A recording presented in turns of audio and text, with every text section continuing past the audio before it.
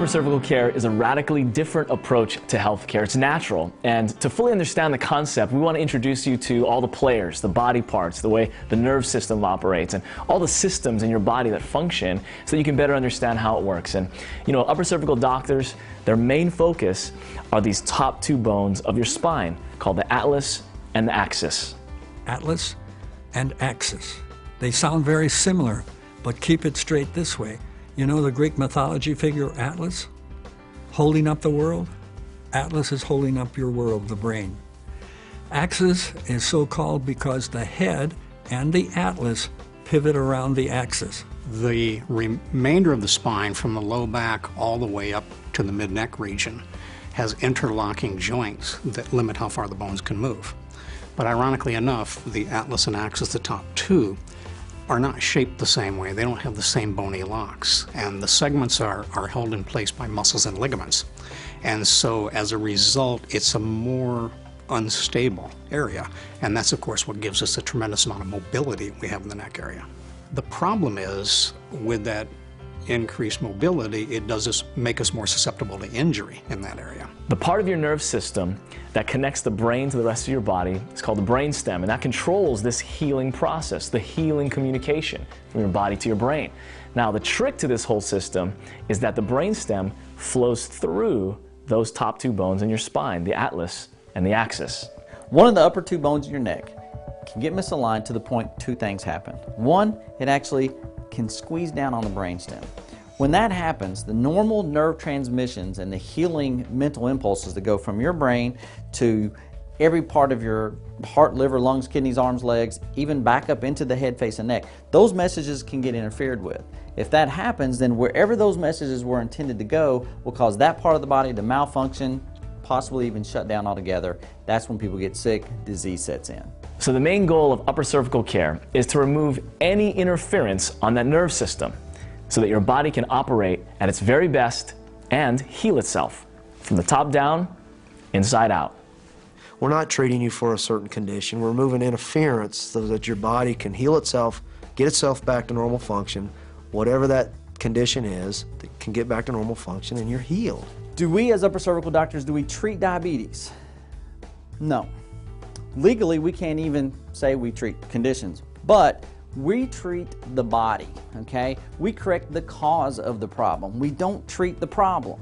That's the problem with the healthcare system today, is that they spend so much time chasing symptoms, chasing diseases, when all healing resides within you. And if we can just remove the interference in that healing process, then the body will heal on its own. That's what upper cervical is all about. So you see how radically different this style of healthcare is? You know, the concept is simple, it's completely natural, and amazingly, it can aid in the powerful innate healing and wellness process that your body goes through to combat disease and ailments and any problems that you're having in any part of your body, from the top of your head to the soles of your feet. There's hope. There's hope for people that have been suffering. There's hope for people that have been sick for years. There's hope for people that have been told there's nothing else that can be done. Upper cervical chiropractic saved my life.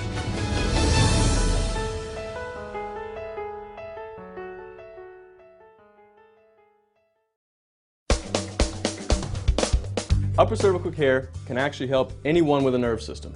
Nerve system controls your health, nerve system controls function. So whether you're an infant, or whether you're grandma and grandpa, or maybe somebody with a condition already present, or that person who is a top athlete who wants to perform better, upper cervical care can really help anyone perform and be at their best. I've had patients from their first day being born and they had a subluxation, which means that that body was out of alignment, putting pressure from the brain, trying to communicate down, and that baby did need a correction at that time, even though the baby was day one. The youngest patient I've ever adjusted was 3 hours old.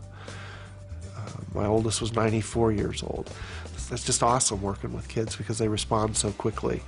And it's so great to be able to work with a child and know that they're not going to have to suffer the things that other people have suffered throughout their life. To take care of the cause of that problem before it ever happens. Some people feel that children or infants can't go out of adjustment. And I find about 50% of the kids I check are blocked out of alignment. And interestingly enough, we find constipation, we find colicky problems, we find ear infection problems, and all sorts of problems that kids can have. What concerns me is if that child falls and hits its head on the fireplace hearth, or hits its head on the coffee table, something's got to give. And just because you don't see any blood doesn't mean damage didn't happen. And oftentimes you'll find you've got this kid that you're calling it the terrible twos, and it might very well be the terrible atlas that's giving them trouble. Getting a child checked following birth is one of the most critical times to check a child because the functioning of the brainstem is critical to their development. All I've ever seen are miracles. Children, older people, with all sorts of afflictions. Within just a couple of weeks, the pain was gone and never came back. That was 4 years ago. Now, she still comes to see me after her soccer tournaments to get checked because she knows at 15 that when her spine is out of alignment, she's not doing as well. She doesn't play as well. She doesn't feel as good. I love my high school athletes. They are so much fun. If you could imagine if she would have had the opportunity as a child to have gotten checked, to have had her nervous system checked as a child, before her first symptoms of asthma ever even arrived, before she had hypertension or diabetes, before all those things occurred, if she would have had her nervous system checked, I'm very confident that her whole entire life, the past 20 years, would have been dramatically different. Her potential as a human being and her quality of life would have been very, very different. And so it's exciting to be able to educate people about that so children can have the opportunity and more people can know about it so they can live as healthy a life as possible and not have to be faced with huge obstacles down the road because the nervous system wasn't functioning right for over 20 years. The mother who brings her son in, 2 months old, screams for 2 hours every night because he has colic. That child is experiencing pain, but also the parents are experiencing pain. It's the anguish of, there's nothing I can do. And they tried everything. And then after the child is adjusted, sleeps like a baby. That's what I love to see. So every day I touch people and they feel better. It's so cool. Amazing. It is.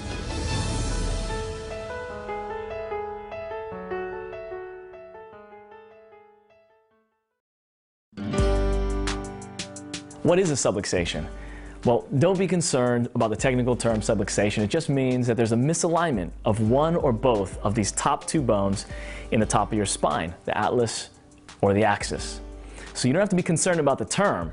What you do need to be concerned about is if you have a subluxation and the negative impact that it's having on your body. 1/3 of the nerves up here produce pain when they're pinched. 2/3 of them don't. So you see, 2/3 of the people are walking around like this saying, I don't need a chiropractor, I feel fine, okay? And they feel fine because the body has produced certain chemicals to deaden the nerves. Otherwise, we would all have just unrelenting pain. And so these hidden subluxations, sadly enough, are as common as cavities. Picture if you have an electrical panel in your garage that runs electricity to your entire house. If the switches down below you flip those breaker switches, they run power to the regions of the house, but that main power switch turns on power to the entire thing. So if you don't get these two bones back in alignment in this upper cervical spine, it's like that main power switch. You're not getting that information to that entire house. Your body can't function or heal properly. The challenge that you have with vertebral subluxations is the fact that the vertebra is just not moving and is crushing and compressing the nerves. And the end result is that the person can start spiraling downhill, especially if they're using a lot of pharmacological agents, because there isn't a drug in the world that's going to move the atlas back into position. And so that's one of the unique dynamics of upper cervical care.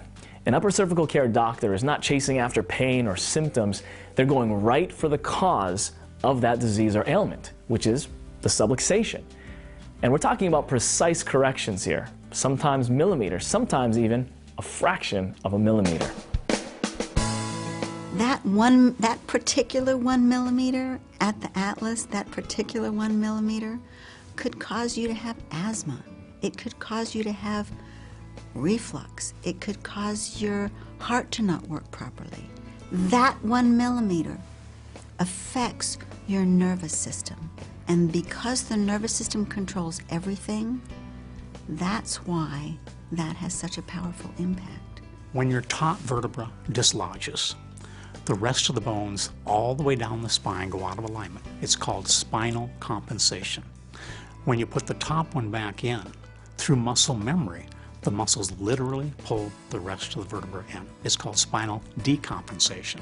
And as those changes take place, the neurological pathways come back to life and the body virtually mends itself. And this is why we chiropractors say that we don't cure anything. It's the body that does the curing. So that's what I say. I'm a facilitator. I remove the interference and I just watch the miracles that happen in your body.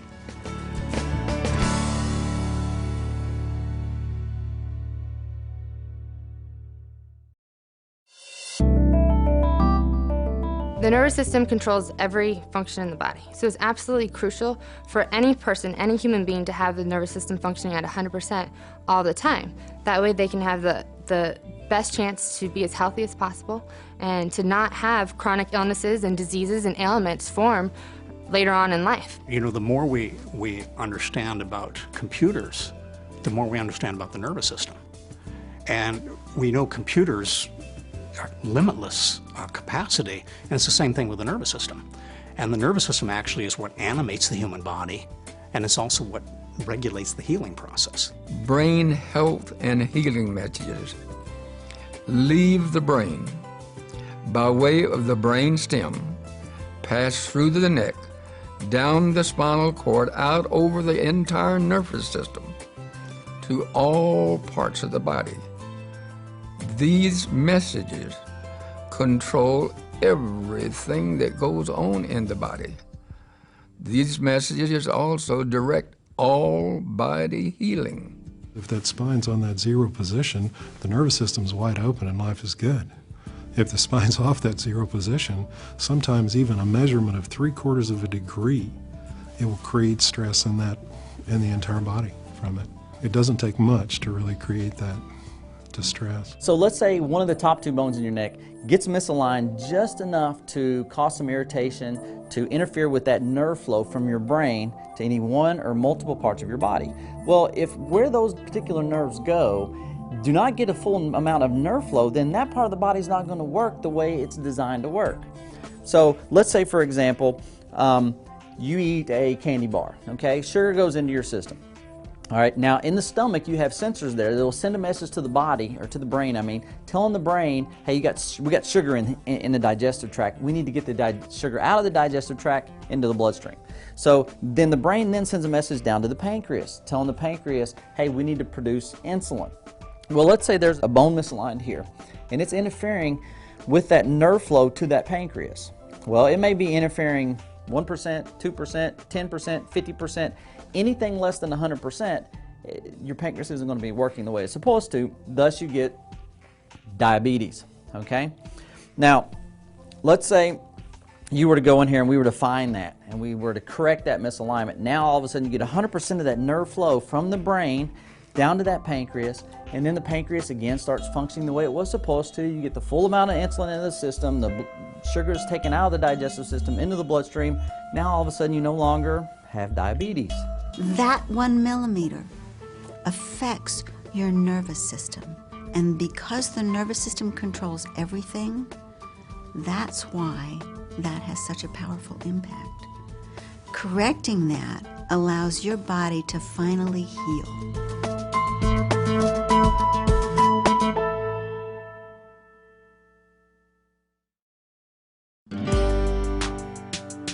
Upper cervical care is a radically different way of looking at healthcare. You know, when people start to understand more about it, they get excited about it, they understand that we're dealing with the top 2 bones in their neck there. They begin to see how it relates to their nerve system and how removing interference on that brain stem when one of those bones are misaligned can really bring health to their body. It's a natural way of looking at healthcare. And you know what? all the information in the world is not going to help unless someone takes some action. So tell us a little bit about what happens after someone says, yeah, I want to check this out. I want to see an upper cervical doctor. Well, obviously the first step would be to pick up the phone and call the upper cervical doctor nearest you to schedule your appointment. Now, when you go in for that appointment, there may be some paperwork that needs to be filled out, get a little bit more history on the patient's problem. And then they'll go back and have a consultation with the doctor. And there the doctor will dive even deeper into that person's history and if there's been any traumas, anything that could have led them up to the point that got them into that office on this particular day. Then they'll take them back and do an upper cervical evaluation, which is a very specific analysis to determine if that patient actually has a problem in the upper part of their neck or not. If they do find a problem there, then they take it to the next step, which is to take a very specific set of x-rays to determine exactly how that upper bone or upper bones are positioned or out of position, and possibly leading to the person's condition that brought them in today. So those x-rays are super specific and they're tailored for that patient, and the doctor is able to then evaluate those x-rays and then set up a second visit. Mm-hmm. Typically the doctor will be able to look over those x-rays on that evening, usually that first visit, so the patient could come back in as soon as the next day. Where then the doctor will actually go over those x-rays with the patient. They'll actually show them, okay, this is the position of the bone now, and this is where it's supposed to be, and this is how we feel it's causing your problem. Now also on that second visit, they'll give them their first correction, which means they'll actually reposition that bone back where it's supposed to be. So this is a very gentle correction, very different maybe if you've experienced even chiropractic care, and we're trying to correct. Some people don't like to call it adjustments because we don't want to adjust forever, do we? We really want to correct and free up that brainstem to operate properly. So then there's a follow-up visit, right? There's one more? Well, if that doctor determines that he can't help them, then they'll set up another appointment for the patient to come in and go through a very specific care plan for that particular patient. Every patient's different, obviously, so they all require different type of plan. So that doctor will go through that patient's history, the x-rays, and put together a tailored program to help that person get well. And they'll usually go over that on the third visit. Also, based off of that plan, they'll put together a financial plan to go along with it to make it affordable. And does insurance cover some of the upper cervical care? Is that part of that? Yeah, if you have chiropractic coverage, then it will pay for upper cervical care at the same time. And then we will put together a variety of different payment plans, best suited for each patient, just to make sure that it'll be affordable to them. This is different than some people that experience in chiropractic care, because this is something that, it's almost like you're trying to get out of their life, aren't you? Because you're trying to say, hey, we're trying to correct you and free you and hold that correction, right? So it's not like we want to see you 3 times for every week for the rest of your life, is it? Right. See, that's what's so good about upper cervical care is we have a system to check to see if there is a problem or not. And obviously, as you're correcting a problem, eventually it's going to start to stay corrected. We probably correct or adjust less than half of what general chiropractic does. So you may not be corrected every single visit. Oh no, if you are, there's something wrong. Yeah, so we don't want that. That's not our goal. No, our goal is to fix the problem, and it's not, if it's not starting to hold, then we need to do a reevaluate what's going on, why it's not holding. All the information in the world is not going to help unless you take action. At uppercervicalcare.com, you click the Locate a Doctor button. There's an interactive map. There's other different ways that you can find a doctor near you. And you don't have to be in pain right now. This is a new way of looking at healthcare. It's preventative, and we want everybody to operate at 100% capacity naturally and living your best. So take action today to find an upper cervical doctor.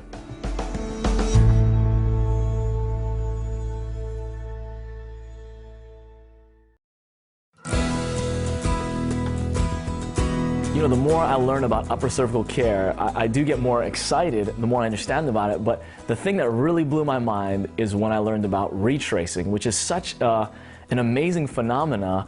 But the more I understand about it, the more I realize this is natural healing. And as we remove any interference from the brainstem, as the doctor removes that and the nerve system begins to operate properly, naturally, without drugs, some strange phenomena can take place. Yeah, most people have never been through a real healing process. You have symptoms through life, let's say headaches, low back pain, whatever.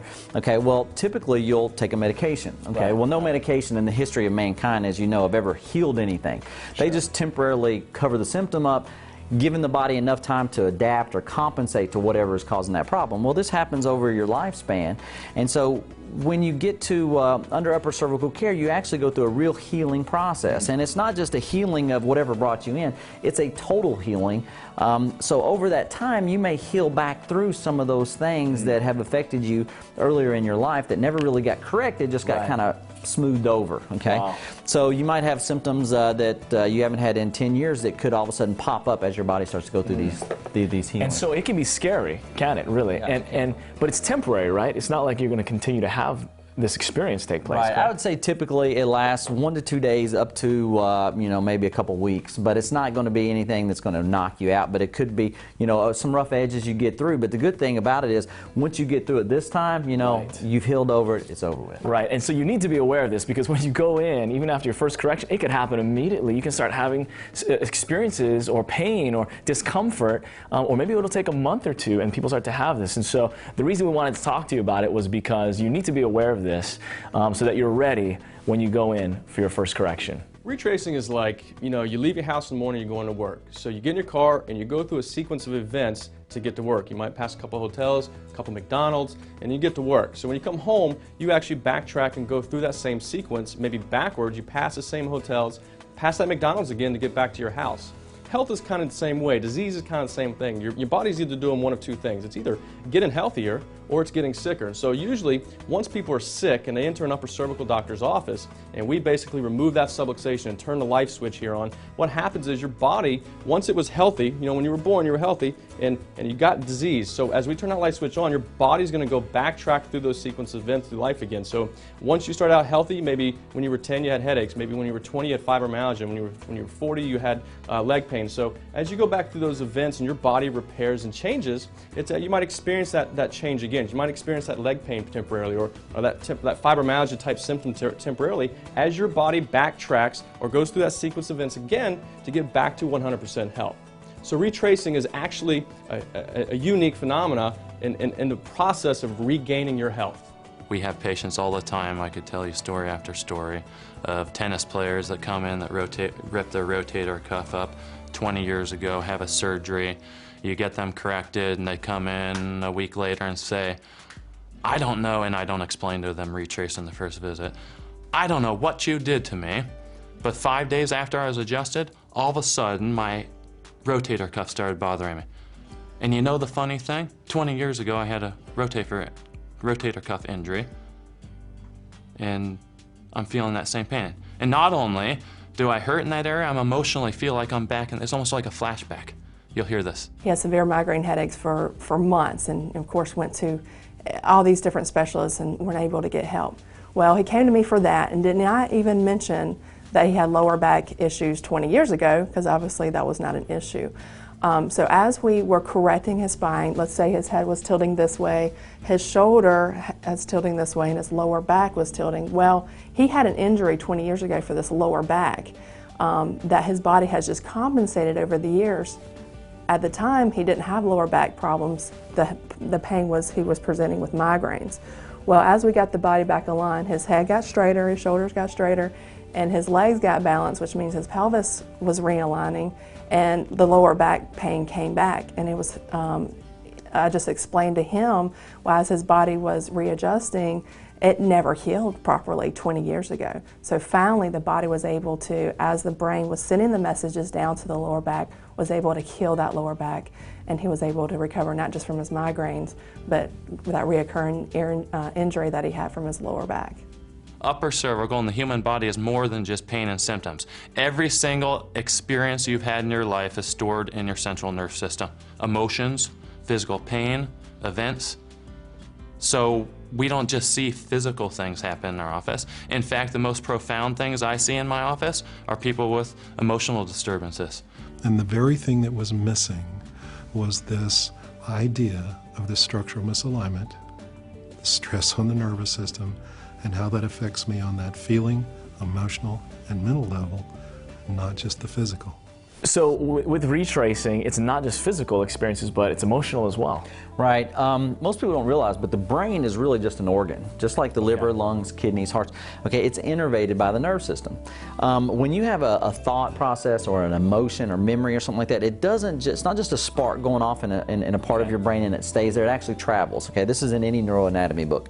It'll start in one part of the brain. It'll travel down to that brain stem, and then the brain stem, like the switchboard operator, will send it to the part of the brain that's to interpret that message. Okay, so boom, boom over here. Okay, so if one of those bones have been misaligned and interferes with that mental transmission from one part of the brain to another part of the brain, then it can interfere with that. For example, emotion. And let's say it was a feeling of sadness or something. Okay. That message never got fully expressed. Okay, so if you were to go in and you were to remove that interference, all of a sudden you might have a mad rush of a certain emotion. Wow. That is affected, and the person has no explanation. Like, nothing made me sad, but I can't quit crying. Sure. Or nothing made me happy, but I can't quit laughing. And so you're saying even after that first correction, like right when it can happen immediately sometimes? It can happen immediately. Sometimes it doesn't happen for weeks or even months later. Wow. But as part of the healing process, sometimes you release some of those emotions that had not been previously released. So sadness, joy even? Exactly. I mean, one of the most memorable things that happened to me in my office was one day a person came in and got the very first correction. I took them out in my office. I have a rest area where you lay down for a few minutes to make sure that we got the correction. And so I walked out there, and she'd been laying down. I walked out there, and there's 10 people laying down, and they're all just belly laughing. And I walked out, I'm like, what is going on? Wow. Well, the one patient said, I don't know. She said, but I just can't quit laughing. And laughing's contagious. Right. So once she started, it dominoed. Everybody in the whole place was just dying laughing. Unbelievable. And it just happened after our first correction. Boom, that comes back. It's a strange phenomenon, but it's natural. And a lot of people obviously don't know about what it means for your body to naturally heal itself, but it's temporary, right? I mean, you're not going to be experiencing this forever. Typically, it'll happen within the first 2 or 3 corrections, or possibly even 2 or 3 weeks down the road. But it only lasts, sometimes it'll last for a few minutes, up to maybe a week or so, depending on what type of retracing it is and how long you'd had it previously. Unbelievable. So that's what we got to talk about that, because you need to understand what's happening before you go in, because it can be a shock to people. But that is the amazing phenomena of retracing.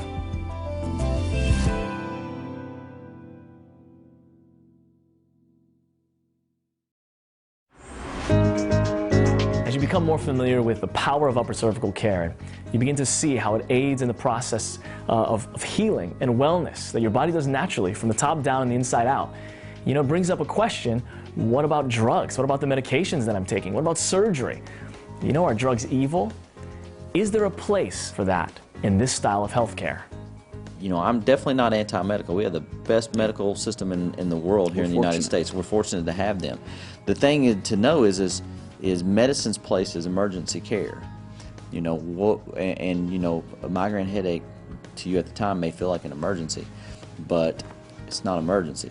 I don't want people to get the impression that we're anti-medication. I wouldn't go to a dentist without an anesthetic. I wouldn't ask a diabetic not to take insulin. I wouldn't ask a person to have surgery without that. Medication saves lives. What worries me is that we're such an over-medicated society. The United States represents 5% of the world population, and yet we consume 70% of the drugs. Instead of being dependent on medications and trying to just patch up the symptoms, we get at the root, the cause of the problem, and restore that communication so the body can communicate properly and then heal those tissues and resolve the problem. Everything else is from the outside in. That's treating the effect, not getting at the basic cause. That's what makes this so unique. The above down, inside out, and the power that made this body can heal the body. That's what we're dealing with.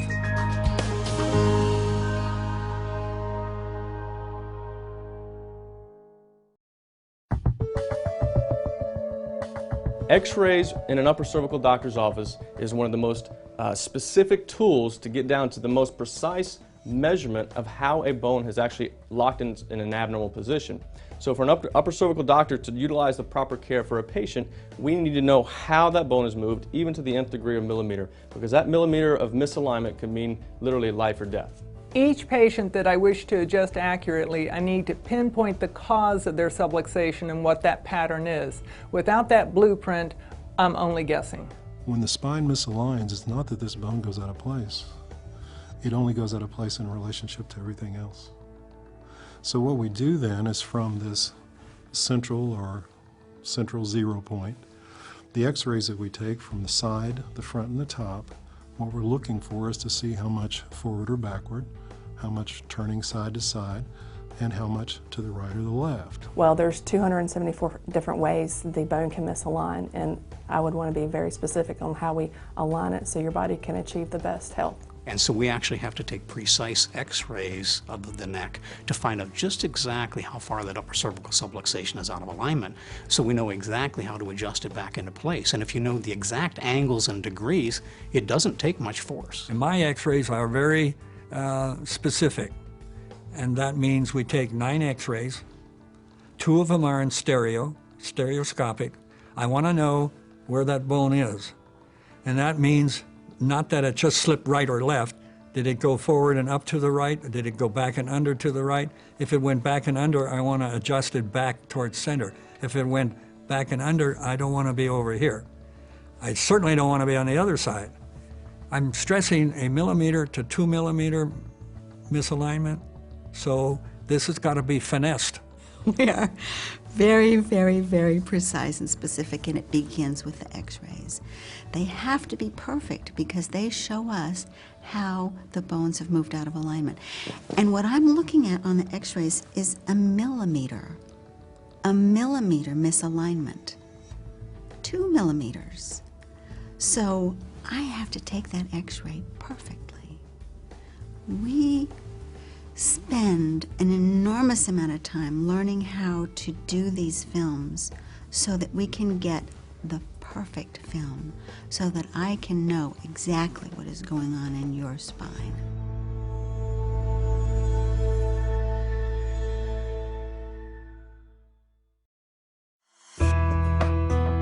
One of the most important concepts of upper cervical care is the concept of holding your correction. Now, within the profession, some people still refer to it as an adjustment, but correction is a more accurate term because that's what we're going for here. A correction that holds, not something that needs to be adjusted over and over again. It's holding the adjustment that gets people better. It's not adjusting them.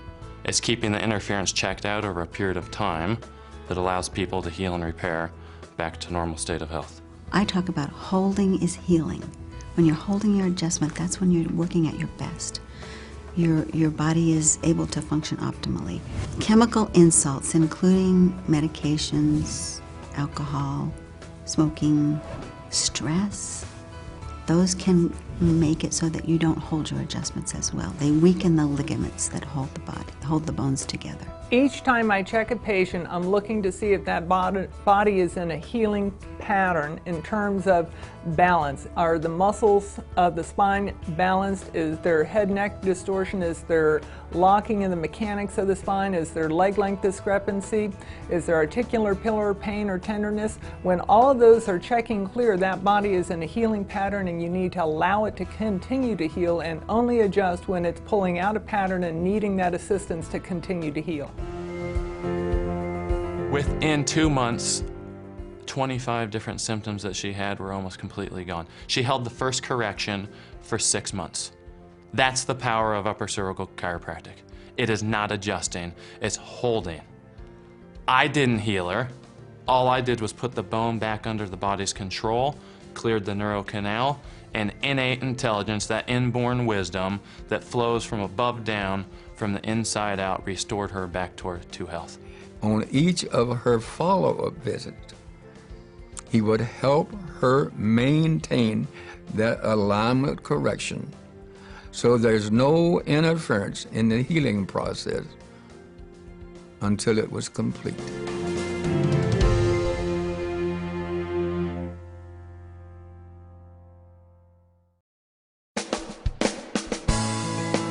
Unfortunately, upper cervical care is still the best kept secret in healthcare, and we're trying to change that.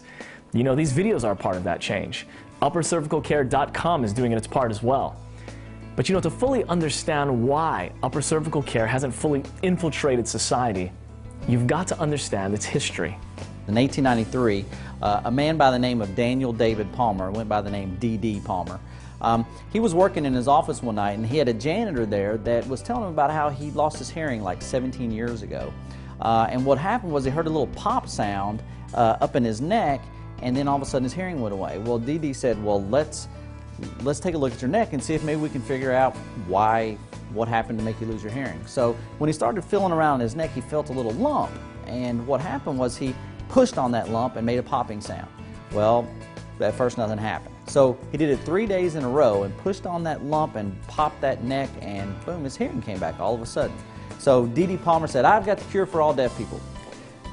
D.D. had people coming from all over the world with deafness. Well, not all the deaf people got their hearing back, but what he found was that a lot of other conditions started clearing up. People had kidney problems that cleared up and heart conditions and stuff like that.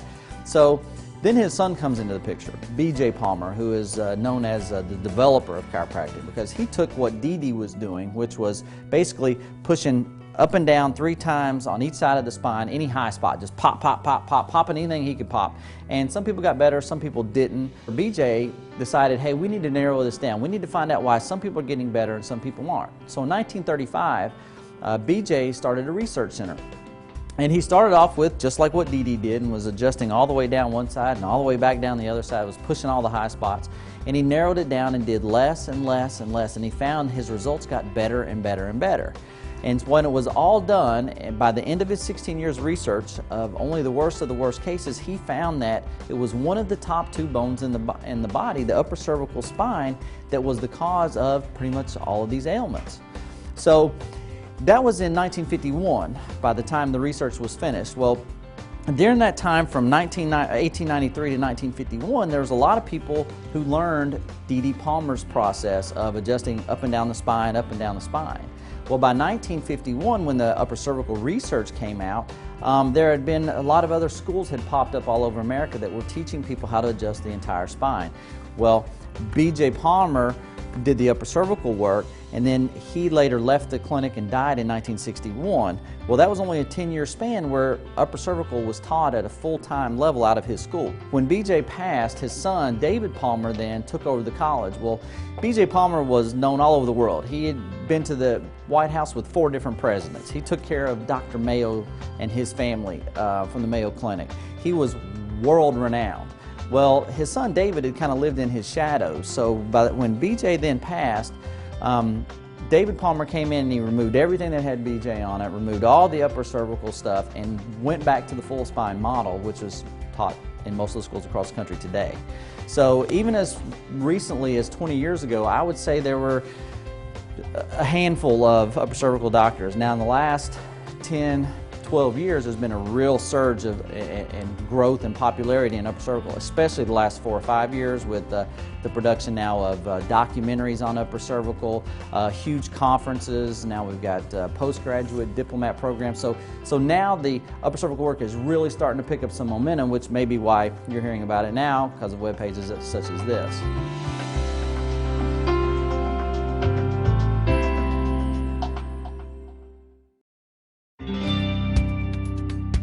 To better understand how upper cervical care works, you really got to understand all the players involved in the system, your body parts, and how your body functions.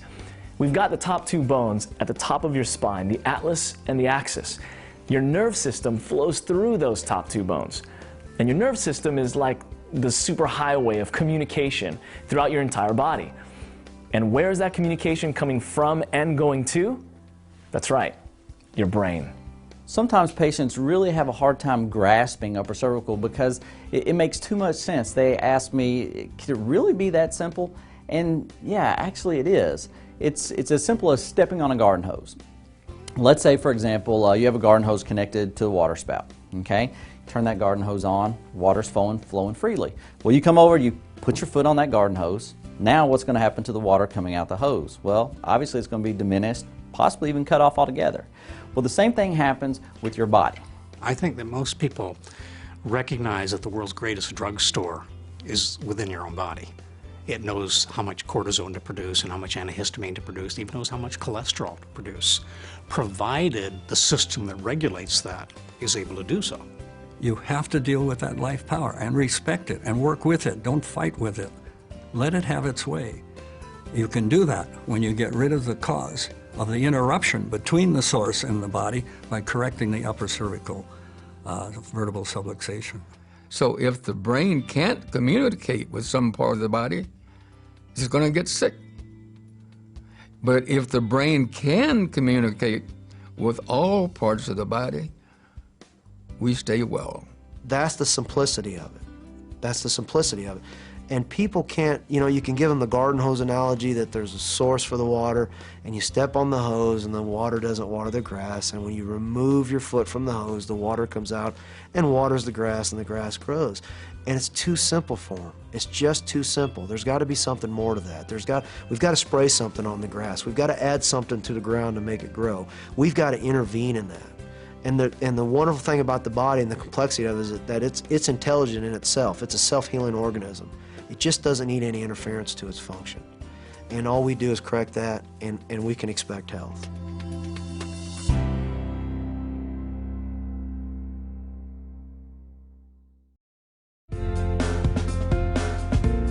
Well, after your first correction, you may experience some soreness due to the body being out of balance for so long, and the body's trying to get back in balance. There's a lot of muscles and stuff that have been out of place, and as they start to restructure, there's toxins that build up in the muscles. So the muscles have to get rid of those toxins, and that's why you could be sore. So we encourage patients to drink tons of water so that doesn't happen. Another thing is patients may not experience anything at all. That doesn't mean it's necessarily a good thing or necessarily a bad thing. It just may take time for that body to heal. And then the third thing, some people may experience relief. You know, as patients come in, they may have a headache, we do an alignment, and then the headache could go away, for example. Patients will come to us and say, you know what, I'm no longer having bladder issues, and we never knew they had bladder issues. You know, the body just starts to heal itself. We don't know what it could possibly be helping. Within minutes, some things started to happen, positive things. It was almost like my whole feet started to warm up. When she turned that switch on and opened that up, so that brain stem that's set right in the center of those two, when she opened that up, the first thing my brain stem did is it heard and felt this pain. And I'm sure it said, "What are you doing?" And my jaw went, "I'm pouring it on." And my brain said, "Stop that." And it stopped. That was the only adjustment I ever gave her. She made it a miraculous recovery. Lived 15 years after that. Friends and neighbors called it a miracle.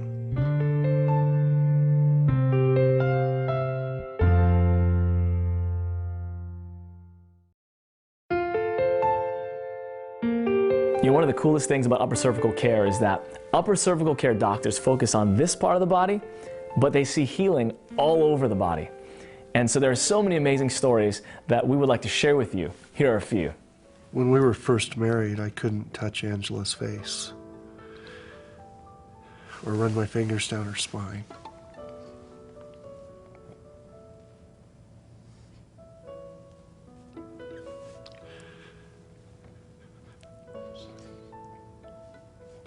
I've always been very proud of how she handled all that pain. At school, sometimes kids do these posters, and they put their hands in paint and they stick their hands on the poster. And she wrote this, it was Father's Day, "Dear Dad," and of course they helped them write this stuff, but it was in painting. "I really love you, I hope you get well." Two little hands. She knew I was sick. She didn't know why. And I didn't know why. He's about 7 years old, and since birth, he's been paralyzed. The whole half of his face completely paralyzed. And the doctor said, "There's absolutely nothing we can do. You're gonna have to live with this for the rest of your life." He started under care a couple months ago, and now he has a crease on his inside of his lip when he smiles. He can smile with that side of his face, and he's starting to be able to move the upper part of his eyebrow and eyelid. So it's amazing. So I got off the table, and for the first time, my low back pain was gone. my neck and shoulders it was just like somebody just untwisted a tight dish rag or something, and it just dissipated. And then Michael said, well, take a couple of steps. So I took a couple of steps, and my legs weren't tingling yet. And because I had, I guess, neuropathy, I think is the name of it, but anyway, the tingling.